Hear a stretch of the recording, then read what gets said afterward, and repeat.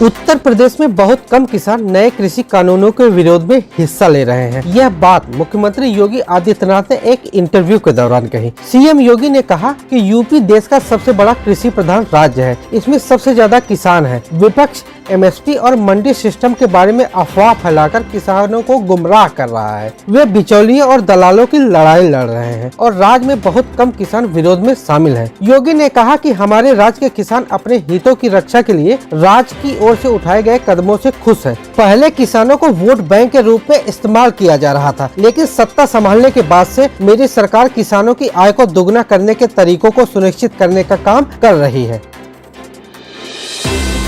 UP में corona मरीज लगातार मिल रहे हैं। इसके साथ ही कोरोना मरीजों के ठीक होने की संख्या में भी इजाफा हो रहा है। प्रदेश में अब तक 5.5 लाख से अधिक कोरोना मरीज स्वस्थ हो चुके हैं। गुरुवार को आई 24 घंटे की रिपोर्ट के मुताबिक यूपी में कोरोना के 1166 नए मरीज मिले हैं। वहीं 1183 मरीज ठीक हुए हैं। इसके साथ ही प्रदेश में बीते 24 घंटे में कोरोना के कुल 23 मरीजों की मौत हुई है। इसमें लखनऊ जिले से 6 कोरोना मरीजों की मौत हुई है, जबकि अन्य जिलों में कोरोना के मरीजों की संख्या बहुत कम है। यूपी में इस समय 16,299 एक्टिव केस है, जबकि प्रदेश में अब तक 5,54,202 कोरोना मरीज ठीक हुए हैं।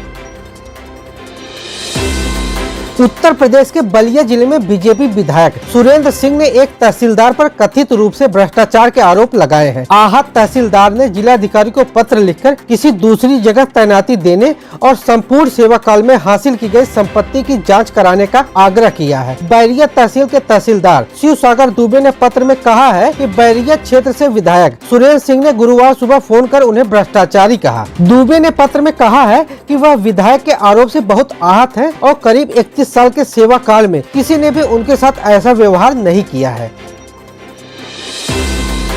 बाहुबली अतीक अहमद के खिलाफ कार्रवाई के बाद अब उसके इंटर स्टेट गैंग पर ताबड़तोड़ एक्शन लिया जा रहा है। अतीक अहमद के कई सदस्यों की अवैध संपत्तियों पर योगी सरकार का बुलडोजर चल चुका है। इसी क्रम में गुरुवार को अतीक के इशारों पर कत्ल करने वाले हार्डकोर अपराधी आबिद प्रधान के खिलाफ भी कार्रवाई की गई। प्रयागराज विकास प्राधिकरण ने आबिद के आलीशान मकान को ध्वस्त कर दिया। इस मकान का निर्माण बगैर नक्शा पास कराया गया था। इसकी कीमत करीब 10 करोड़ बताई जा रही है।